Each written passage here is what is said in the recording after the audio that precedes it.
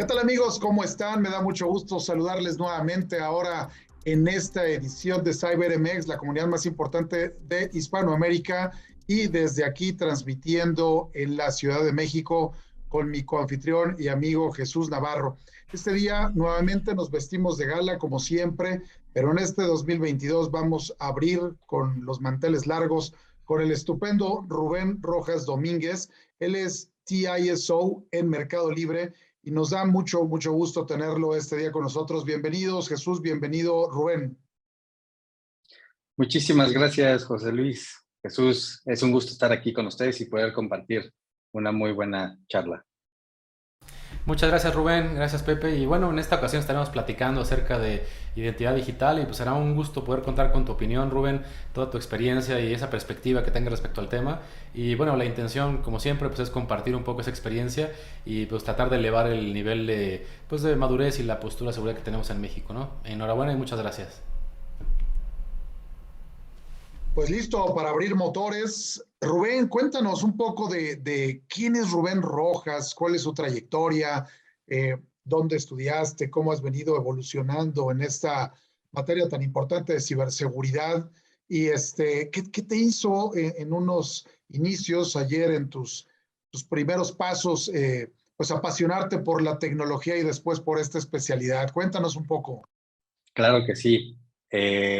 Fíjate que mi primera intervención con el mundo de la computación fue en la preparatoria. Me acuerdo muy bien que ahí fue la primera vez que desarrollé un código en lenguaje Pascal y haber creado algo desde poder estar tecleando y sacar de mi mente un proyecto y planearlo en programación, bueno, fue lo que me llamó y me conectó a este mundo tecnológico.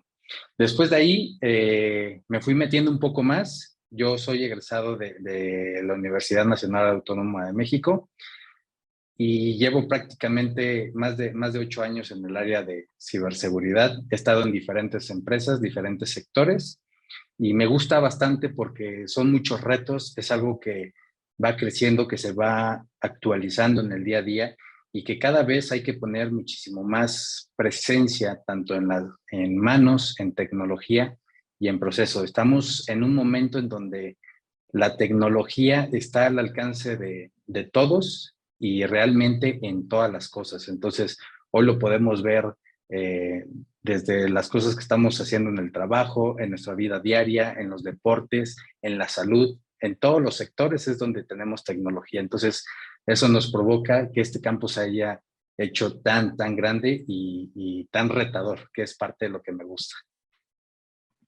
Muy interesante, muy interesante. Y bien lo comentabas, ¿no? Por ejemplo, ya está en los deportes. Hace poco salió por ahí una noticia de una vulneración hacia el equipo. Ahora que estamos en tiempos de NFL, ¿no? De los 49ers. Entonces, pues, impresionante a dónde está llegando todo este mundo tecnológico y de ciberseguridad. Oye, y para entrar en materia, la parte de la identidad, ¿cómo a través de la pandemia se ha potencializado? ¿Cómo están haciéndose o viviéndose los cambios en materia digital en la o en las organizaciones donde has participado? ¿Qué opinión tienes al respecto? Esa es una muy buena pregunta porque a raíz ya de por sí la tecnología nos estaba empujando mucho a avanzar en todo lo que conocemos. Y la pandemia lo que vino a hacer es impulsar el doble, ¿no? De lo que ya veníamos trabajando. ¿Esto qué significa? Que tuvimos que muchas de las empresas se vieron obligadas en ese momento de sus infraestructuras tradicionales, donde estaban resguardadas en una cajita y su seguridad era perimetral y no salían de ahí, se vieron obligados a sacar a su gente por el tema de salud, ¿no? Esto nos revoluciona a unas visiones mucho más globales, mucho más cross, para tener a nuestra identidad segura, pero que además la gente y nuestros usuarios puedan seguir ejerciendo sus actividades laborales, ¿no? Esto significa que aun y cuando tú puedas estar trabajando desde tu casa, sin importar el área a la que pertenezcas y con el nivel que puedas tener dentro de tu corporativo, pues necesitas tener acceso al fin a los activos de tu empresa para poder seguir operando. Y ese es uno de los grandes retos que tenemos la gente de seguridad, que esos accesos, sin importar en dónde estés, pues estén lo más seguro. ¿Y eso qué significa? Al final la tecnología lo que conoce es, le puedes traducir mensajes en identidades y hasta que no generes ese vínculo, no te va a permitir acceder. Eso significa que muchas de las veces los controles que tenemos que implementar son a nivel infraestructura, a nivel tecnología, a nivel servicios, procesos y sobre todo de nuestra gente. Entonces, con esta revolución y todo este tema de pandemia, muchos de los esquemas se pasaron a una visión Zero Trust, en donde lo que están buscando es que esos accesos que se están dando desde cualquier punto del globo puedan estar totalmente amarrados con una identidad del corporativo y solamente dar ese tipo de accesos. Correcto, bien interesante. ¿Tú cómo ves esa participación de la pandemia en este mundo de la identidad, Jesús? Pues yo creo que, bueno, bien comentaba Rubén, ¿no? La tecnología hoy en día está pues, pues, a disponibilidad de todos, ¿no? Y eso implica, pues, buenos y malos, ¿no? Buenas intenciones o no. Y pues, yo creo que se ha democratizado muchísimo el acceso a la tecnología, pues, a la inteligencia artificial, todas las herramientas de ciberseguridad. Y hoy en día, pues ya el atacante no es como lo vemos en las películas, ¿no? Un cuate por ahí en un cuarto oscuro, en un país lejano. Realmente estamos ya lidiando contra redes de bots y cosas ya muy automatizadas. Entonces, creo que la realidad hoy en día es que el famoso perímetro de red que teníamos en los corporativos pues ya terminó de desaparecer y realmente pues la identidad digital se ha vuelto ese nuevo perímetro. Y pues sí, finalmente hay que robustecer mucho los controles desde infraestructura, procesos, tecnología, etcétera, considerando que pues, tan robusta sea el control de identidad y los accesos que brindemos y el control de los mismos, como será la seguridad que tengamos al interior del negocio. Realmente ya cualquiera puede operar desde cualquier lugar independientemente de su función, como comentaba Rubén. La realidad es que hoy ya pues, desde un financiero, un ingeniero, un responsable de recursos humanos, ya cualquiera puede operar prácticamente en casa. Creo que ya son contadas las funciones que tienen que estar en sitio y particularmente cuando se trata de procesos manuales o procesos que requieran alguna interacción con algún tema de manufactura o cosas por el estilo, pero ya prácticamente la mayoría de las funciones se pueden establecer de manera híbrida o completamente remotas y pues sí, eso hereda muchos requerimientos, ¿no? Y muchos riesgos también en términos de seguridad que se combaten pues, primordialmente con un buen control de acceso a las diferentes aplicaciones y infraestructuras y obviamente pues depende de la identidad digital, ¿no? Claro, claro. Oye, Rubén, y como Technical Information Security Officer, seguramente has pasado pues por muchas aventuras, muchas situaciones en las diferentes organizaciones donde has laborado. ¿Cuáles han sido los mayores retos en términos de la identidad con los que te has confrontado? Sí, la verdad es que bastantes. Honestamente creo que la parte de identidad es una vertical supremamente importante en todas las instituciones. Y esto significa que lo vemos desde la parte de negocio, es decir, hoy tenemos diferentes nubes con diferentes alcances, tenemos esquemas híbridos en donde hay todavía infraestructuras on-premise que están intercambiando datos con otras empresas y esto mismo, ¿no? De que la gente, seguramente tenemos esquemas donde hay gente que está yendo a oficina a trabajar y otros que están desde su casa o están volando o están de viaje y se tienen que estar conectando, ¿no? Entonces, tenemos una cantidad de variables tan importantes que al final todo llega a un mismo lado, ¿no? La información. Y esa información se almacena en un punto. Entonces, muchos de los retos es eso, es ver cómo la parte del negocio sigue operando de una forma segura y a través de buenos controles y una correcta administración de identidad. Eso significa que debemos llevar a cabo bastantes buenas prácticas en materia de controles, en materia de diseño y estar optimizando todo el tiempo, ¿no? Y por el otro lado, también hacia la sensibilización de los usuarios, en donde deben de entender muy bien este mismo paradigma, ¿no? Porque al final no solamente es un tema de tecnología y un tema de seguridad, es un tema de todos. Y me parece que ese es un punto muy importante, que los usuarios tengan esa sensibilización de parte de todos sus corporativos para que entiendan cuáles son esas responsabilidades con las que deben de estar cumpliendo. Entonces, muchos de esos retos es eso, tratar de estar jalando estos dos grandes aristas que convergen en el mismo punto. Estupendo. Y en ese sentido, ¿cómo explicarías en estas convergencias, ¿no? La parte de la federación de la identidad, ¿cuál es el reto? ¿Qué opinión te merece? Sí, me parece que esto es algo fundamental para la parte ya mucho más funcional. Es decir, hoy nos estamos dividiendo en productos. Recuerdo mucho que hace años te comprabas tú o adquirías una tecnología y era un servicio, un paquete de aplicación en donde te daba absolutamente todo, ¿no? Era supremamente caro, era muy costoso el mantenimiento. Y hoy, ¿qué está sucediendo? Hoy la revolución que estamos teniendo en el día a día está pulverizando todo esto. Significa que tenemos aplicaciones prácticamente por cualquier cosa. Eso es bueno porque lo que nos permite es una versatilidad enorme y significa que son muchos puntos de acceso, ¿no? Y lo que queremos nosotros con temas de federaciones es que todos estos accesos, en lugar de que el usuario esté anotando ahí en su libreta 50, 30 passwords, pues lo pueda hacer desde uno solo y que pueda convivir los diferentes servicios que hay multiempresas o con externos diferentes.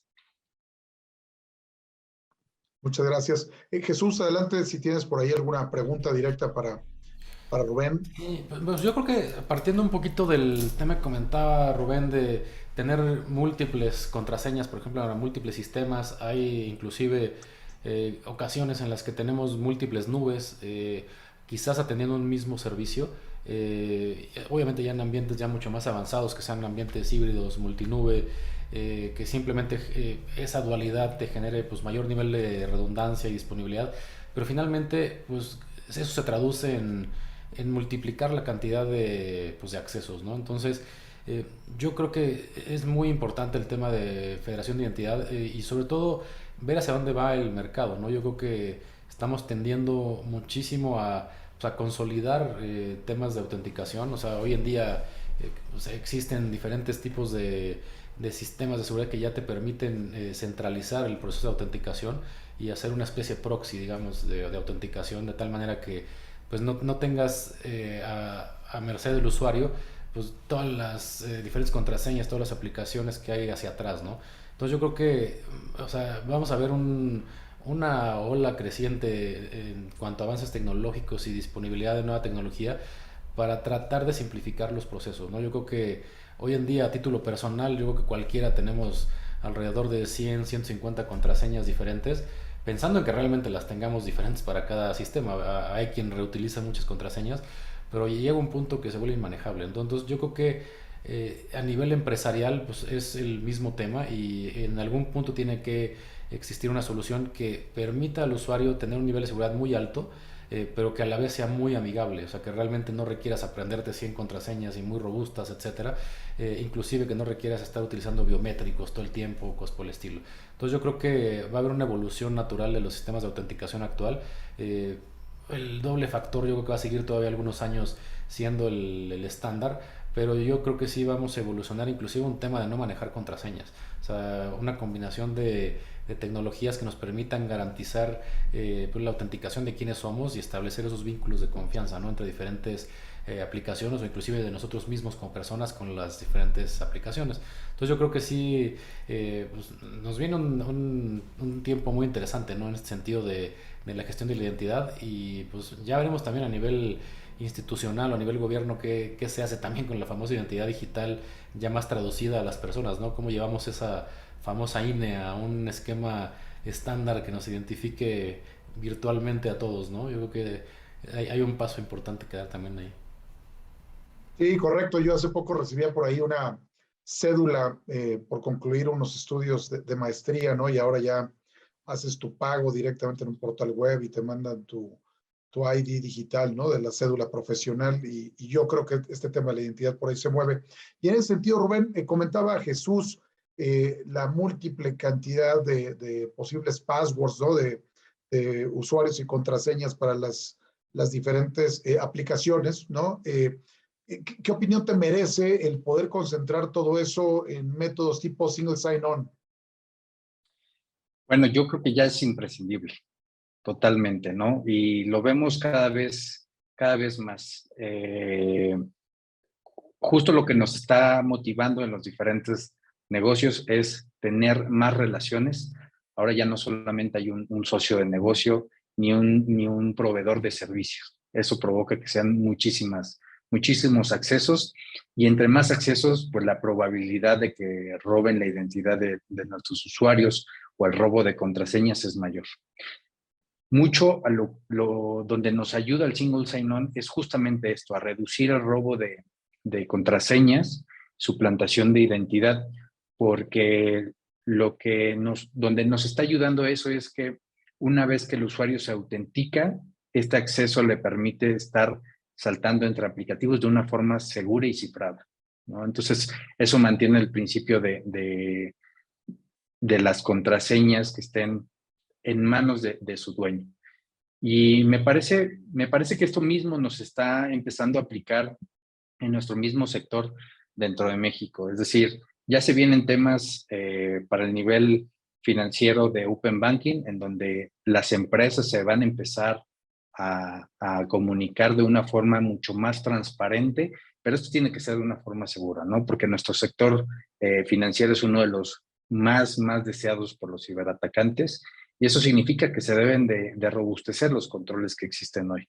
Mucho de ello significa este principio, ¿no? Poder saltar entre diferentes aplicativos, pero siempre manteniendo una llave maestra y la identidad que esté totalmente clara dentro de las bases de datos.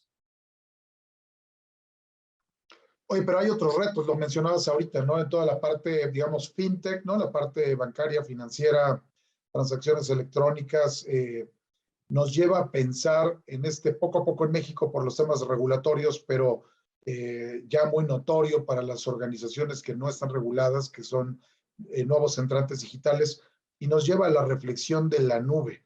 Y en ese sentido, en los términos de la nube, ¿qué opinas al respecto de los accesos a través de modelo tipo CASB? He tenido la oportunidad de trabajar con diferentes servicios en la nube, con diferentes nubes también, y te podría decir que ahí es donde está básicamente la mayor cantidad de procesamiento de muchos corporativos.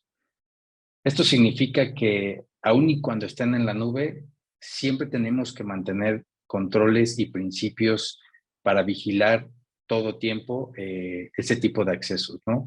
Y CASB son tecnologías que nos ayudan justo a esto, que aun y cuando estén en la nube, nos van a proveer de ese servicio de identidad, que significa poder tener muy claro quién es el que está accediendo, para los administradores principalmente, todos esos accesos que representan un mayor riesgo porque son los más deseados.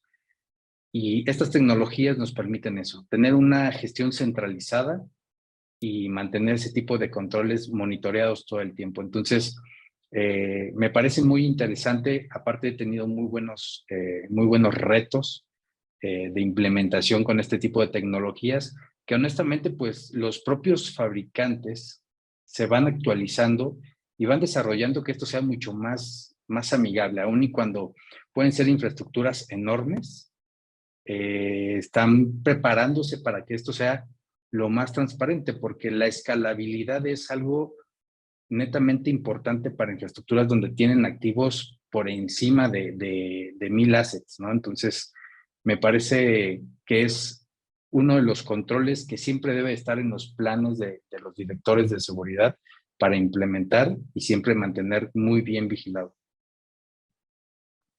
Gracias, Rubén. Jesús. Sí, pues yo coincido con Rubén, creo que es algo imprescindible que tenemos que tener todas las empresas en mente, sobre todo cuando tenemos diferentes tipos de aplicaciones de negocio en la nube. Entonces, este tipo de soluciones lo que te permiten, pues, es homologar los criterios de seguridad para el control de acceso y la gestión como tal de la identidad y qué qué podemos proveerle de acceso a qué persona en base al rol que tiene definido y hacerlo de manera homogénea. O sea, yo creo que no podemos depender únicamente del proveedor del servicio de nube y del nivel o del esquema de seguridad que tenga. Yo creo que nosotros como empresa tenemos que definir cuál es nuestra postura que queremos tener en cuanto al tema del manejo de seguridad en la nube y hacerlo homogéneo mediante este tipo de herramientas. Yo creo que nos simplifica mucho el trabajo, nos centraliza el punto de control y es mucho más fácil estar cuidando una puerta de entrada que 50 puertas, ¿no? Con diferentes cerraduras. Yo creo que es mejor poner una buena cerradura, un buen monitoreo sobre una puerta principal y ya a través de eso pues monitorear todo el control, ¿no? Gracias, Jesús. Oye, Rubén, y alrededor del PAM, ¿qué nos puedes decir sobre esta gestión de accesos privilegiados? ¿En dónde opera? ¿Por qué opera? ¿Cuál es el momento más apropiado para una selección de este tipo? Me parece que el PAM es una herramienta que nos va a ayudar igual a centralizar toda la parte de gestión de identidades y de accesos. Entonces, siempre se debe priorizar sobre lo más importante dentro de cada institución, es decir, cuáles son los activos más importantes, cuáles son los usuarios que representan ese mayor nivel de privilegios y tomando en consideración eso, generar toda una estrategia de adopción para incluir este tipo de herramientas. Recordando que lo que se está buscando es poder centralizar cuando un administrador o un usuario tiene acceso a diferentes plataformas. No estamos hablando de que puede tener más de 50 accesos una sola persona, ¿no? Y esos accesos significa un nivel de riesgo dependiendo de a qué es lo que tiene acceso. Entonces, eso les va a ayudar mucho a centralizar, sobre todo a la gente de tecnología, y restar un poco de esa enorme responsabilidad que tienen en el momento de estar gestionando de forma manual o casera sus contraseñas, ¿no? Entonces, una herramienta de este tipo permite tener centralizado muy bien sus accesos y además que esto pueda estar rotando todo el tiempo para disminuir la probabilidad de que puedan ser adivinadas o hackeadas ese tipo de credenciales. Entonces, siempre que se tenga un plan de adopción de un PAM, como lo conocemos, debe estar en función de lo más crítico y lo más importante para poder centralizarlo de esa forma. Gracias, Rubén. Jesús, ¿algún comentario adicional alrededor de los PAMs? Sí, justamente y alrededor del PAM, últimamente hay tecnología pues bastante innovadora que no nada más te permite pues centralizar y rotar el tema de las contraseñas de, pues sobre todo de administrador o con permisos privilegiados en algún sistema central, sino que inclusive ya te permiten grabar completamente las sesiones y me refiero a grabar no nada más guardar bitácoras, etcétera, sino ya puedes tú inclusive hacer que el acceso sea, por ejemplo, vía web, emular los diferentes accesos a los diferentes sistemas y grabar la sesión tal cual, de tal manera que tú puedas eventualmente tener pues información para alguna auditoría, alguna revisión que haya que hacer, o simplemente hasta por cumplimiento, o sea, asegurarte que no nada más la contraseña y el acceso fue seguro, sino que todo lo que hizo la persona durante la sesión que tuvo para el acceso a ese sistema privilegiado, pues se monitoreó y se controló al 100%, ¿no? Yo creo que hoy en día esto es una gran herramienta para cualquier empresa, el tener plena visibilidad de qué se hizo en qué momento, no nada más en base a las bitácoras del sistema, sino realmente grabar como tal toda la sesión completa. Yo creo que es algo bastante poderoso y bastante innovador que vale la pena echarle un vistazo, ¿no? Ese tipo de tecnologías. Oye, Jesús o Rubén, para efectos de alguna institución financiera, por ejemplo, recuerdo por ahí una circular que es de un manual de transacciones electrónicas y hay algunos puntos fundamentales en materia normativa que hablan de el grabado precisamente de las bitácoras, inclusive por 6 meses o más, ¿no? Como un punto regulatorio. Si no lo tienes, es un tema grave de multa. Hay algunas sustituciones o un sustitutivo, como a lo mejor a nivel sistema operativo, tener los archivos de log, de base de datos, de file system, etcétera. Pero por lo que han venido explicando los dos, el PAM es una herramienta mucho más compleja, más rica en cuanto a lo que proporciona y daría mejores resultados perfectos de una auditoría, ¿no? ¿Qué opinan de eso? Claro, me parece interesante que se considere, porque al final en México, en nuestro sector financiero, pues se encuentra regulado, ¿no? Que ese es uno de los grandes temas que me parece que como México está bien, aunque se debe de ir reforzando mucho más, pero en específico en esta parte es muy bueno que se considere una herramienta de este tipo, porque hacer las cosas manuales recae en bastantes errores humanos, ¿no?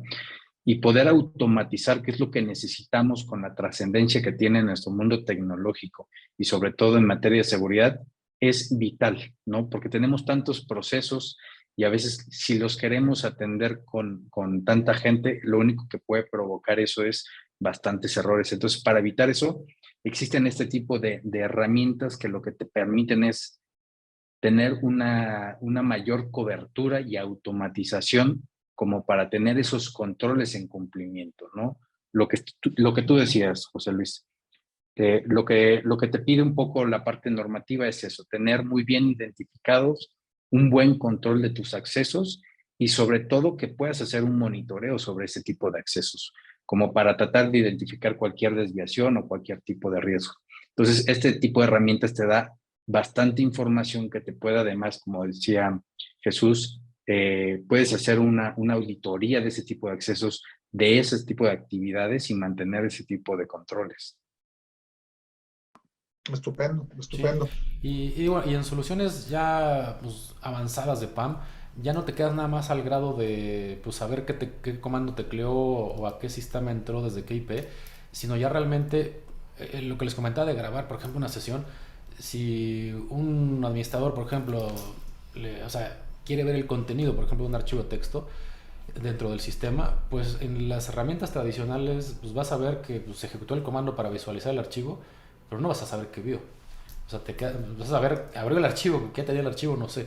En este tipo de herramientas, como estás grabando todo lo que está viendo el administrador y estás realmente dándole el acceso a través de un emulador, pues grabas todo. O sea, ahí sí puedes ver exactamente pues qué vieron los ojos del administrador, ¿no? Entonces, son ya pues como evoluciones del PAM tradicional que ya te permiten inclusive tener un control mucho más granular y más certidumbre de realmente qué sucedió, ¿no?